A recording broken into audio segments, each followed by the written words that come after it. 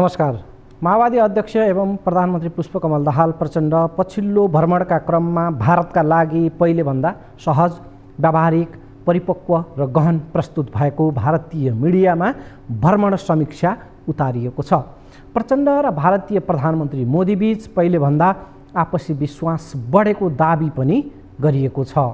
प्रचण्ड यो पछिल्लो भ्रमणमा गम्भीर, निर्धक्क र परिपक्व राजनेताका रूपमा प्रस्तुत भएको नेपाल मामलाका जानकारको मिडिया विश्लेषण त्यहाँको पत्रिकामा छापिएको छ। पछिल्लो भारत भ्रमणमा पर्याप्त चलाखी र संयमता अपनाइएको भन्दै दुई देश बीचको राम्रो सम्बन्ध र सुखद भविष्य निर्माणको अवसरका रूपमा यो भ्रमण उपयोगमा आएको दाबी गरिएको छ।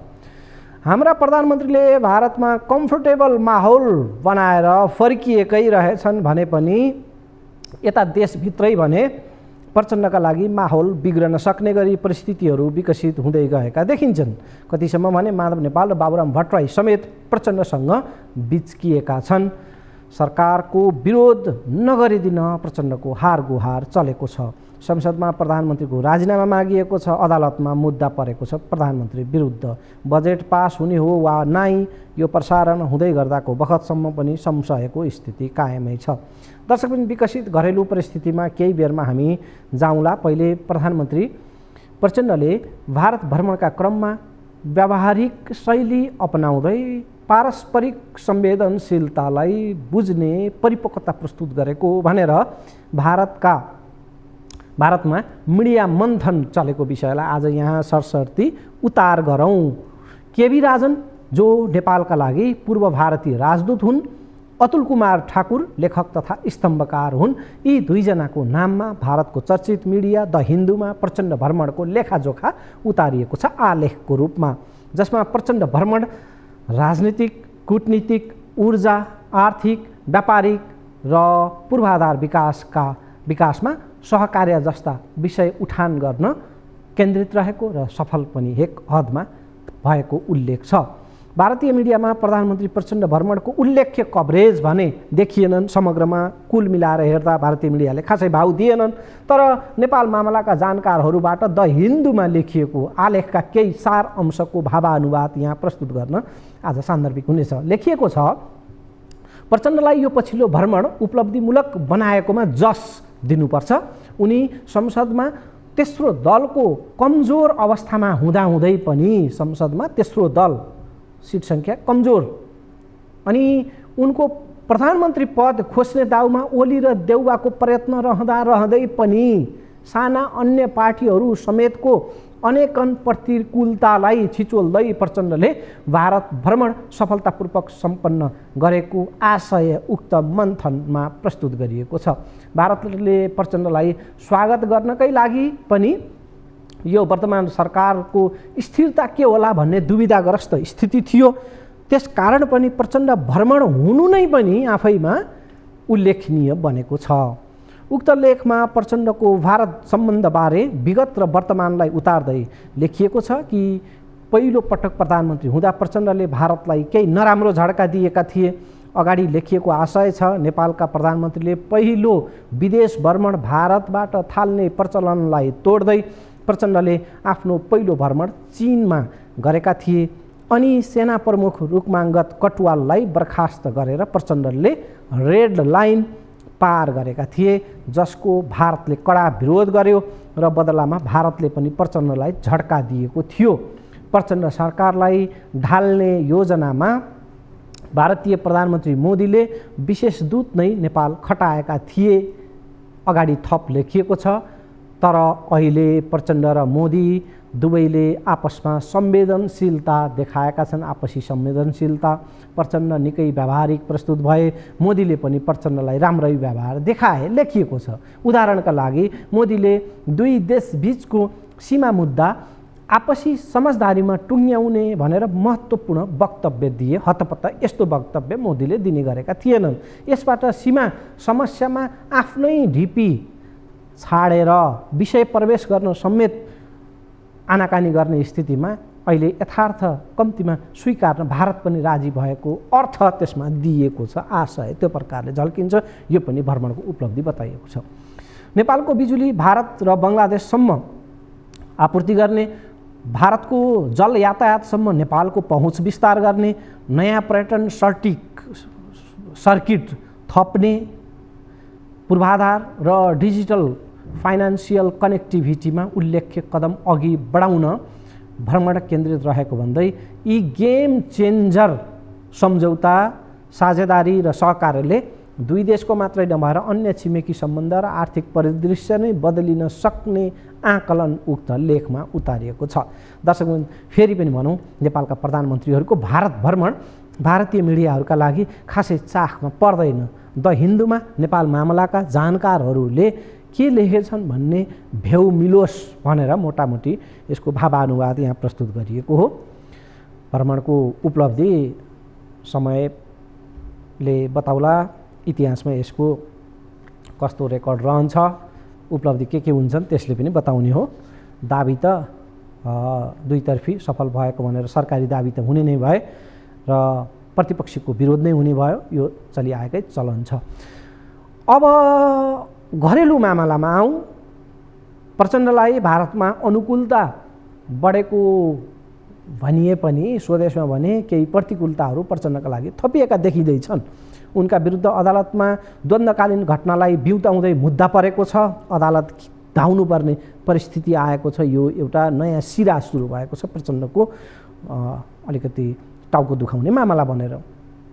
अघि पनि उल्लेख गरियो, माधव नेपालदेखि बाबुराम भट्टराईसम्म प्रचण्डप्रति रुखो बन्दै गएका परिदृश्य पनि देखिएको छ। बजेट उप चौतर्फी दबाव र आलोचना छ। यी प्रसङ्गहरूमा हामी सविस्तार जाने नै छौँ। आज एउटा छुटाउन नहुने विषय छ नक्कली भुटानी शरणार्थी प्रकरणबारे।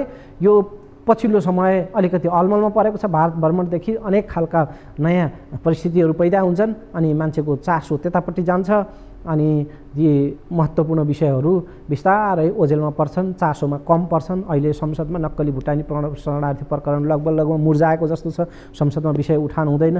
फगत फाल्तु भैँसी बहसमा संसद रुमलिन्छ। तर यत्रो गम्भीर राजनीतिक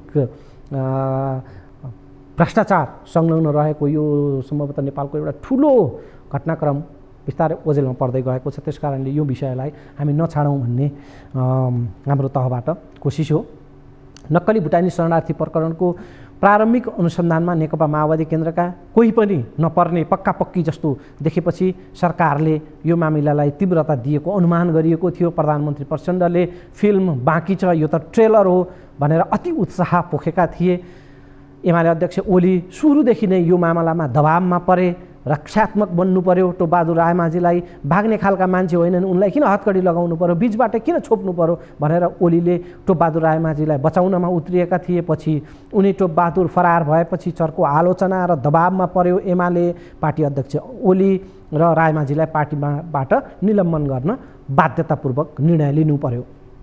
नेपाली काङ्ग्रेसका सभापति शेरबहादुर देउवाको मुख्य ध्यान पत्नी आर्जु राणा कहीँ कतैबाट पनि नजोडिउन् यो काण्डमा भन्नेमा थियो। सञ्चार माध्यमका रिपोर्टहरूले सभापति देउवाले आर्जुलाई जोगाउन प्रहरीका उच्च स्तरका हाकिमहरूलाई तारन्तार फोन गरेको बताइरहे मिडिया रिपोर्टहरूले। नभन्दै यस प्रकरणमा अहिलेसम्म माओवादीका कोही परेका छैनन्। देउवा पत्नी पनि हालसम्म सकुशल रहेको स्थिति छ। तर यो प्रकरणको अनुसन्धान सकिएर थुनचेक बहसका क्रममा केही आरोपीहरूले अदालतमा गरेको बयानले भने स्थिति थप गम्भीर बनाएको छ। सरकारी वकिलले नक्कली शरणार्थी प्रकरणमा 30 जनालाई विपक्षी बनाएको छ। तर ती 30 जना मध्येका केहीले दिएको बयान सुन्दा अरू विशिष्टहरूमाथि पनि नैतिकताको प्रश्न उब्जिएको छ।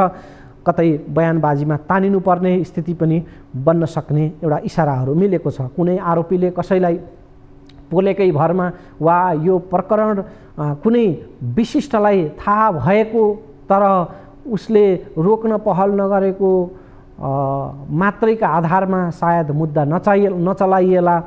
मुद्दा नचल्नु कानुनी दृष्टिले एउटा कुरा हो, तर नैतिक दृष्टिले अपराध भइरहेको जानकारी हुँदाहुँदै पनि रोक्ने प्रयास नगर्ने पदासीन विशिष्ट अपराधी सरह नै हुन जान्छ।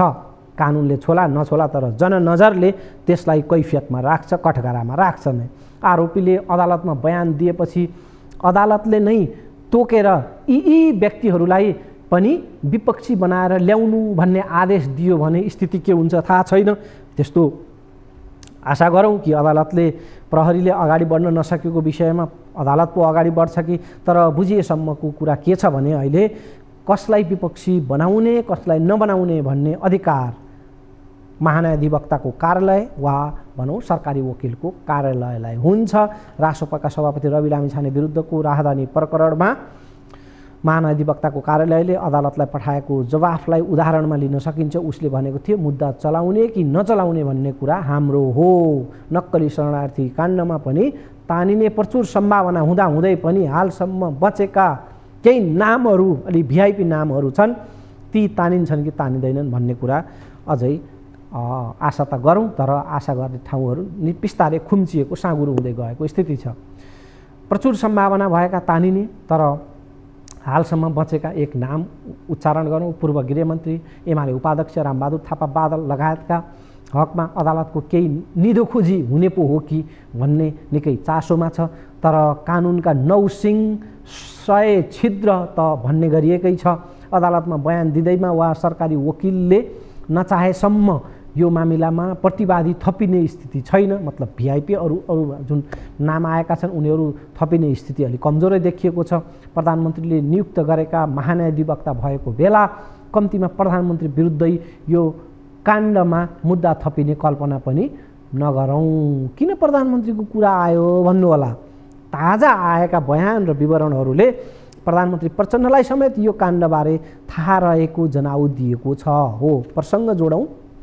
यो मामिलामा मुछिएर प्रहरी हिरासतमा रहेका अदालतको आदेश पर्खिरहेका भुटानी शरणार्थीका नेता टेकनाथ रिजालको आरोपी रिजाललाई जेठ 20 मा अदालतमा उपस्थित गराइयो वा भनौँ उनलाई न्यायको कठघरामा लगियो।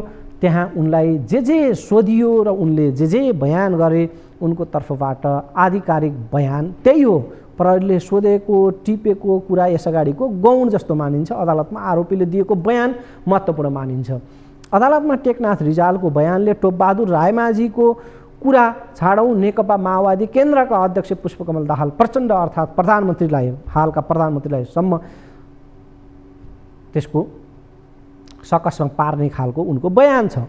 सत्ता शक्ति र प्रभावका कारण एक शरणार्थीको नेताले भन्दैमा प्रचण्डलाई फरक त नपर्ला, तर उनको बयान चान्चुने चाहिँ छैन। नेता रिजाललाई अर्का आरोपी सानु भण्डारीले काठमाडौँ आउन भनेका थिए। भण्डारीले फोन गर्दा नमानेपछि टोपबहादुर रायमाझी आफैले फोन गरेर उनलाई काठमाडौँ बोलाए। काठमाडौँमा सानु भण्डारी र केशव दुलाल जो यो प्रकरणका नाइकेहरू बिचौलियाहरू हुन् उनीहरूले टोपबहादुर रायमाझीको घरमा टेकनाथ रिजाललाई पुर्याए। टोपबहादुरले आफ्नै नेतृत्वमा 3 जनालाई बोकेर प्रचण्ड निवास पुर्याए।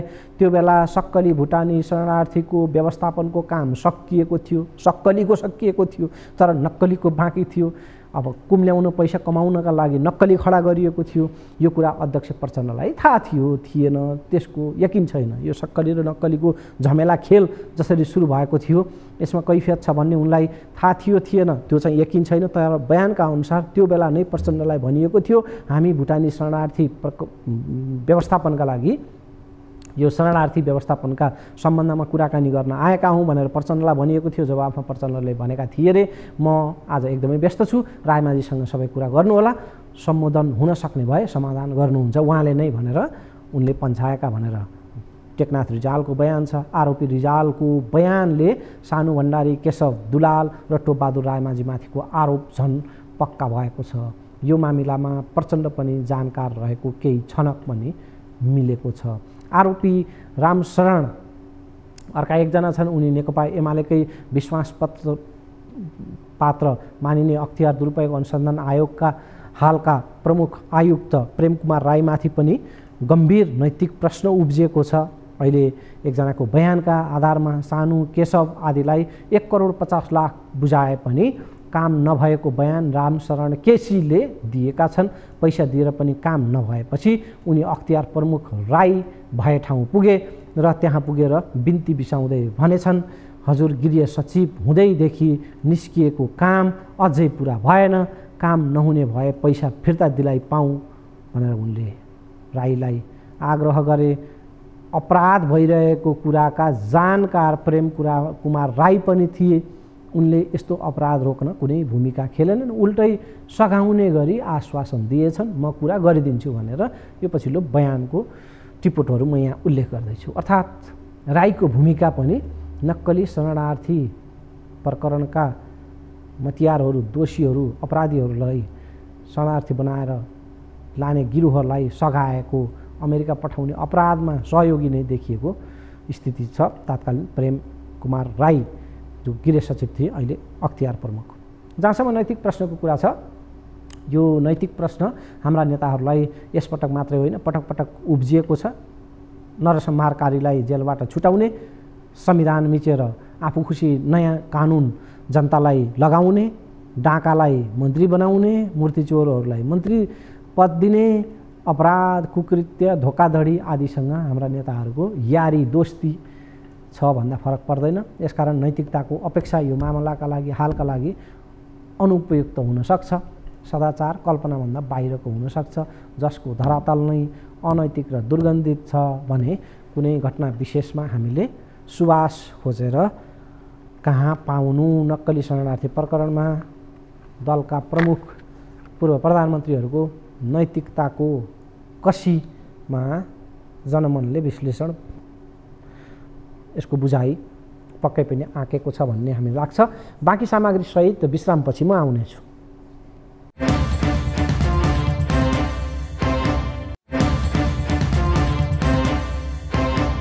विश्रामपछि स्वागत छ। माओवादी अध्यक्ष एवं प्रधानमन्त्री प्रचण्डसँग नेकपा यसका अध्यक्ष माधव कुमार नेपालको सम्बन्ध पहिले जस्तो सुखद देखिँदैन। उता बाबुराम भट्टराई पनि प्रचण्डसँग मन दुखाएका बुझिन्छ। माधव नेपाल र बाबुरामले पछिल्ला दिन प्रचण्डका व्यवहार उप नकारात्मक प्रतिक्रिया दिइरहेका छन् भने सरकारको समेत आलोचना गरेका छन्। नेकपा यसका नेताहरू बजेटको धुरन्धर विरोधी बनेर प्रस्तुत भइरहेका छन्। बाबुरामले प्रचण्डको धार्मिक जो देखावा पछिल्लो समय चलिरहेको छ त्यस उप व्यक्तिगत तहमै पनि आलोचना गरिरहेका छन्। भारतमा मन्त्रीहरूसहितको गेरु वस्त्र र पशुपतिमा पनि मन्त्रीहरूसहित देखावटी धार्मिक प्रपञ्च रचेको विषयमा प्रधानमन्त्री प्रचण्ड पछिल्ला दिन व्यापक बहस र आलोचनामा छन्।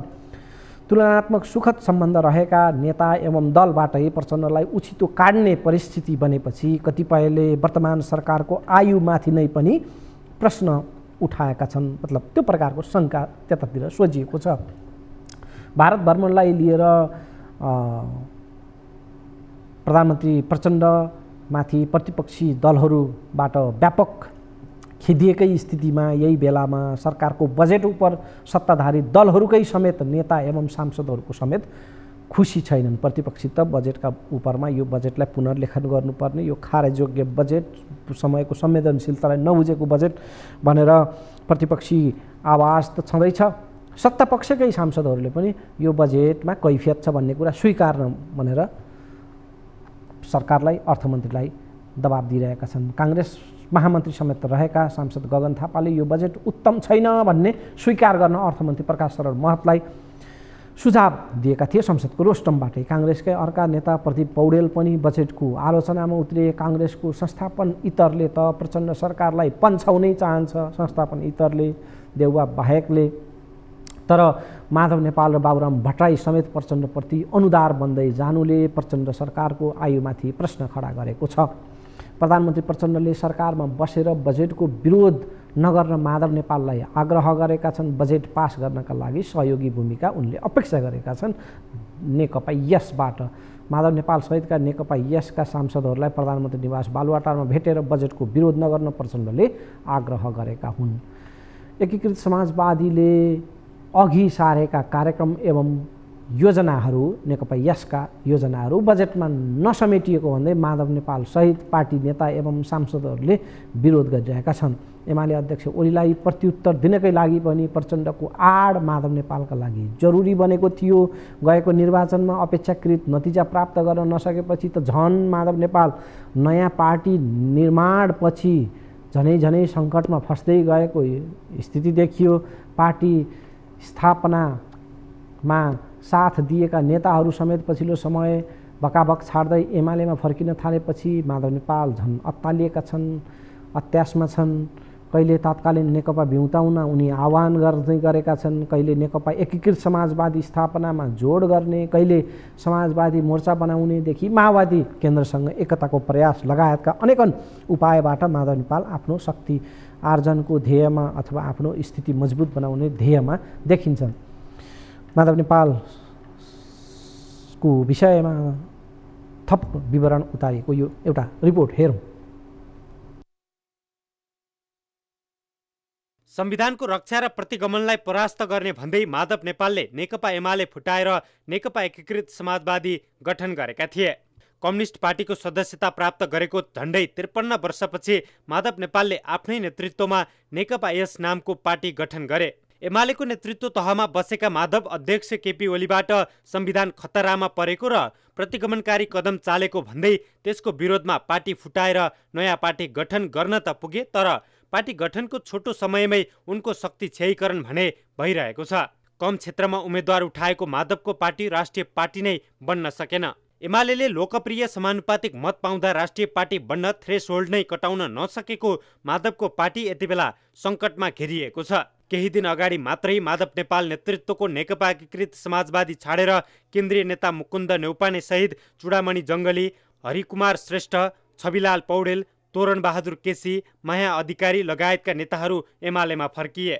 यसरी धमाधम पार्टीमा नेताहरूले साथ छान्न थालेपछि आफ्नो राजनीतिक जीवन दाउमा राखेका माधव एक्लिँदै गएका छन्। निर्वाचन परिणामले निकै कमजोर रहेको नेपाल नेतृत्वको नेकपा यस राजनीतिक रूपमा पनि पाखा लाग्दै गएको छ। सत्ता गठबन्धनमै रहे पनि पछिल्लो समय प्रधानमन्त्री प्रचण्ड र नेपाली कांग्रेसका सभापति शेरबहादुर देउवाले खासै महत्त्व दिएको देखिँदैन। संसदीय अङ्कगणित बलियो नभएकै कारण नेपाल नेतृत्वको नेकपा यस उपेक्षामा पर्ने गरेको स्वयं उनकै बुझाइ छ। सङ्कटमा माधव एक्लै हेलिएका छैनन्। पार्टी विघटनमा भूमिका खेलेका नेताहरू रामकुमारी झाँक्री लगायत त निष्क्रिय जस्तै बन्न पुगेका छन्। उनीहरू पार्टीको काममा नदेखिने मात्रै होइन, पार्टीको बचाउमा समेत उत्रिएको देखिन्न। यही छेकोमा माधवले फेरि नेकपा बिउत्याउने प्रस्ताव राखेका छन्। कम्युनिस्ट पार्टीको जनमत राम्रै भए पनि छिन्न भिन्न भएका पार्टी र नेताहरूले फेरि एकताको अभाव महसुस गर्न थालेका छन्। एकीकृत नभए आउने निर्वाचनमा के हुन्छ भन्न नसकिने अवस्था छैन भन्ने बुझेका उनीहरूले पार्टी एकता वा मोर्चाबन्दी गर्न उद्यत होलान्। प्रश्न जति पेचिलो बनेको छ त्यति नै माधव नेपाललाई पनि सङ्कटले घेर्न थालेको छ। माधव नेपाल सकसमा पर्दै गएको र पार्टीको अस्तित्व बचाउको उनका लागि अलिकति दौदौको स्थिति बनेको अवस्थामा उनले प्रचण्डसँग फेरि आफ्नो असन्तोष पनि व्यक्त गरिरहेका छन् र यो बजेटलाई पारित गर्नमा समेत त्यो स्तरको आनाकानी माधव नेपालबाट व्यक्त भएको छ। यसलाई उनको पछिल्लो जुन खस्कदो स्थिति छ त्यसमा उनले मजबुती चाहेका, प्रचण्डबाट थप सहजता अथवा अनुकूलता उनले चाहेका र त्यसका लागि यो एक खालको बार्गेनिङ का रूपमा प्रचण्डलाई अहिले नेकपा यसले अलिकति दङ्ग्याउने स्थिति बनेको स्थिति बुझ्न सकिन्छ। अर्कोतर्फ बाबुराम पनि प्रचण्डसँग पछिल्लो समय नाखुस छन्।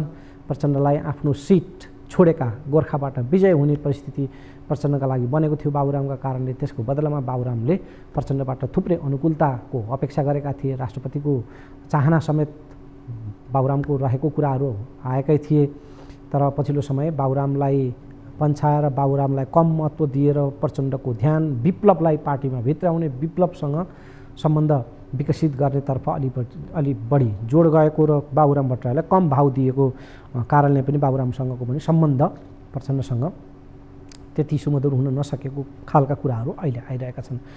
दर्शकबिन, अब कुरा गरौँ प्रधानमन्त्री प्रचण्ड स्वयंको। कुनै बेला प्रचण्ड पथको लिखित दस्तावेजसहित आफ्नै नाममा पार्टी पद्धति एउटा सिद्धान्त नै विकास गर्न तम्सिएका प्रचण्ड अहिले पछिल्लो दिनमा आएर धर्मपथमा मोडिएका छन्। कुनै बेलाको प्रचण्ड पथ अहिले धर्मपथतिर अघि बढ्दैछ।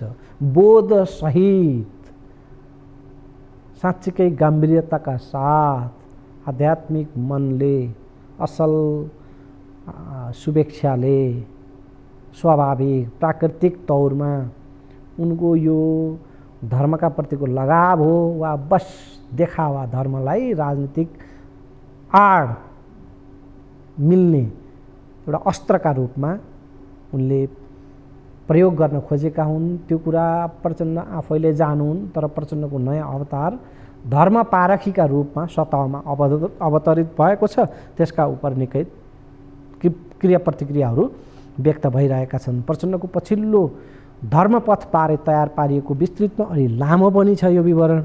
यहाँ दर्शकहरूमाझ म प्रस्तुत गर्छु, छोड्छु र यो अलि लामो छ, यहाँहरूले मजाले हेर्नुहोला। म चाहिँ बिदा हुन्छु। नमस्कार। प्रधानमन्त्री पुष्पकमल दाहाल प्रचण्ड सम्भवतः अन्तिम पटक मुलुकको नेतृत्व गरिरहेका छन्। पार्टी राजनीति हेर्ने हो भने 38 वर्षभन्दा बढी समय उनले माओवादी पार्टीको नेतृत्व गरिसकेका छन्। उमेरका हिसाबले 68 वर्ष नागिसकेका प्रचण्ड अब बिस्तारै सत्ता र पार्टी राजनीतिबाट ओझेल पर्ने अवस्थामा छन्। कुनै समय नेपालमा कम्युनिस्ट राजनीति र माओवादका पर्याय मानिने प्रचण्ड राजनीतिक तथा व्यक्तिगत जीवनकै उत्तरार्धमा आएका छन्। कम्युनिस्ट सिद्धान्तको व्याख्या गर्ने सवालमा होस् वा आफ्नै नेतृत्वमा 10 वर्षे सशस्त्र जनयुद्धमा होमिँदा प्रचण्ड धर्मकर्म, पूजापाठ र अध्यात्मलाई अफिम मानेर विरोध गर्ने गर्थे। माओवादकै अनुयायी भए पनि मार्क्सको धर्म सम्बन्धी व्याख्यालाई नेपाली कम्युनिस्टले शिरोधार्य गर्ने गरेका थिए। यसैलाई पुजेर जनयुद्धकालमा 100औं धार्मिक स्थल, मन्दिर लगायतका संरचना प्रचण्ड नेतृत्वको विद्रोही पक्षले ध्वस्त बनायो। कैयौं पुजारीलाई मन्दिरभित्रैबाट निकालेर तत्कालीन माओवादी पक्षले विभत्स हत्या गरेको थियो। शरीरमा द्वन्द्वको राप र ताप हुँदादेखि संसदमा बलियो हुँदासम्म प्रचण्डले धर्मलाई घृणा नै गरिरहे। तर प्रचण्ड जीवनको उत्तरार्धमा आइपुग्दा उनी नेतृत्वको माओवादी केन्द्रको हैसियत पनि सोही अनुपातमा क्षयीकरण हुँदै गएको छ। संसदमा माओवादीको निरन्तर ओह्रालो यात्रा जारी छ। अनेक दिग्गमले अन्तिम पटक प्रधानमन्त्री बनेका प्रचण्डलाई यो कार्यकाल धर्मकर्म, पूजापाठ र अध्यात्मले तानेको छ। यसअघि कहिल्यै दौरा सुरुवाल नलगाएका प्रचण्डले प्रधानमन्त्रीको शपथ लिँदा दौरा सुरुवाल ढाका टोपीमा देखिए। यसबारे प्रष्टीकरण दिँदै उनले ठट्यौली पारामा दौरा सुरुवाल लगाउनेले चुनाव जिते, नलगाउनेले हारे, त्यसैले पनि दौरा सुरुवाल लगाउनु पर्ने भयो भन्ने अभिव्यक्ति दिएका थिए। प्रचण्डको उक्त अभिव्यक्तिमा राजनीति र धर्म संस्कृतिको कनेक्सनलाई उनले स्वीकार गरेको बुझ्न कठिन छैन। मैले पनि उपयुक्त समयमा लगाउँछु होला भन्ने त मलाई लागिराखेकै थियो। कुनै न कुनै बेला त मैले लगाउनु पर्छ।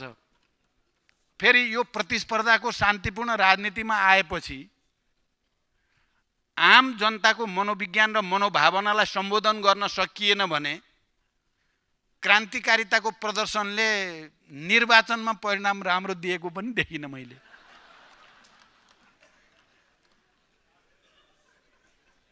लाउने जतिले जितेका छन्, नलगाएकाले हारेका छन् भनेपछि त।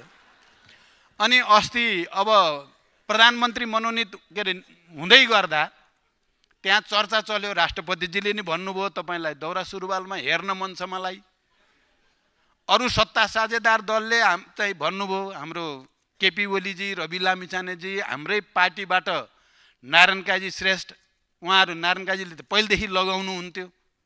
सबैले भन्नुभयो त्यो दिन भोलि त तपाईँ शपथ ग्रहण गर्ने बेला त दौरा सुरुवालै लाउनु पर्यो भन्नुभयो। मैले यही कुरा भने, म यसको विरोधी चाहिँ होइन, तर कहिले लाउने भन्ने कुरा मैले उपयुक्त समयको खोजीमा विचार गर्छु भने त्यो विचार गर्छु भन्ने बित्तिकै राष्ट्रिय समाचार जस्तै बन्यो। जीवनमा कहिल्यै मन्दिर प्रवेश नगरेका प्रचण्डलाई पछिल्लो भारत भ्रमणले मन्दिर प्रवेश गरायो। सामान्य पूजापाठका लागि मात्र होइन, 108 किलो रुद्राक्ष र 51,000 भेटी चढाउने गरी प्रचण्ड मन्दिर प्रवेश गरेर पूजापाठ समेत गरे। भारत भ्रमणको दौरान मध्य प्रदेशको उज्जैन स्थित महाकालेश्वर मन्दिरमा प्रचण्ड गेरु वस्त्रमै प्रवेश गरेर पूजापाठ गरे। उनी मात्र होइन, भ्रमण टोलीका अन्य सदस्यहरू पनि गेरु वस्त्रमा देखिए।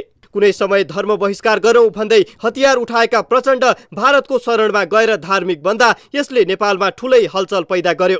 भ्रमणबाट फिर्ता हुने क्रममा विमानस्थलमा पत्रकारहरूलाई यसको जवाफ दिँदै प्रचण्डले परिवेश र अवस्था अनुसार मन्दिर प्रवेश गरेको स्पष्टीकरण नै दिनु पर्यो।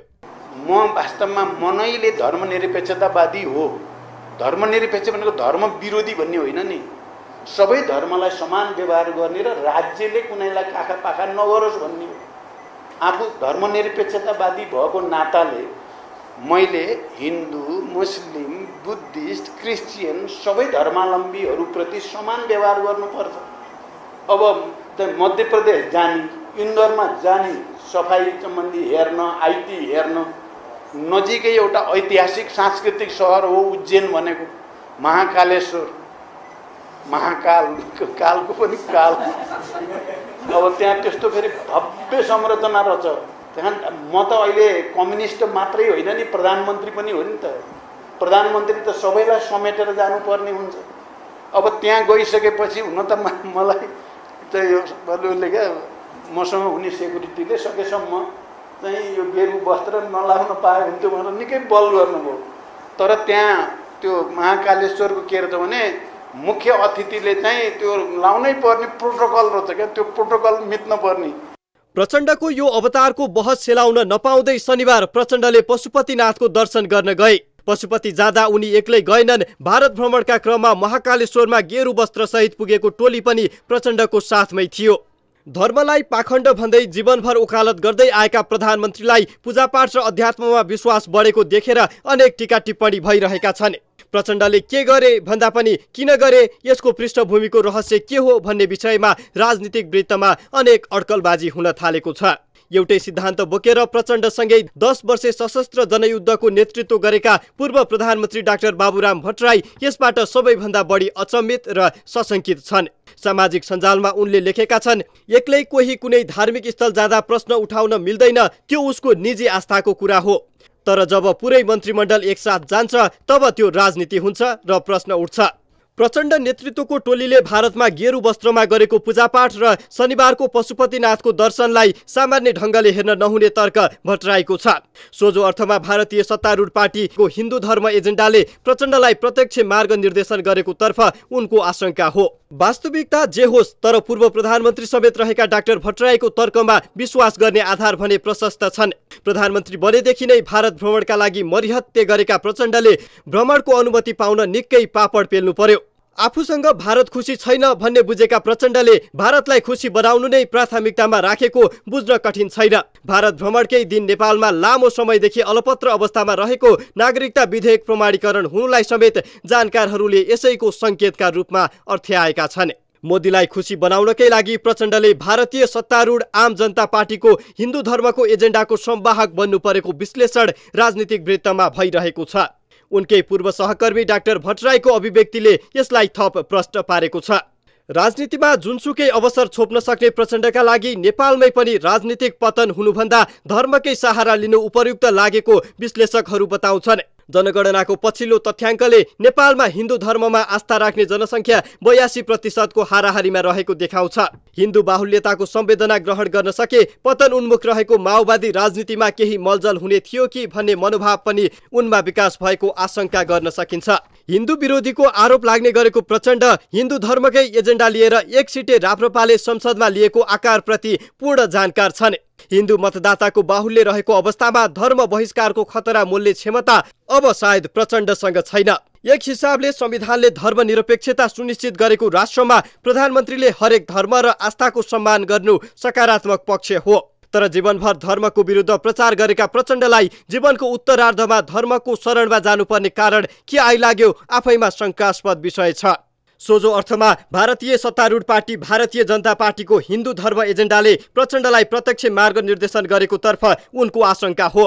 मोदीलाई खुसी बनाउनकै लागि प्रचण्डले भारतीय सत्तारूढ पार्टीको हिन्दू धर्मको एजेन्डाको संवाहक बन्नु परेको विश्लेषण राजनीतिक वृत्तमा भइरहेको छ।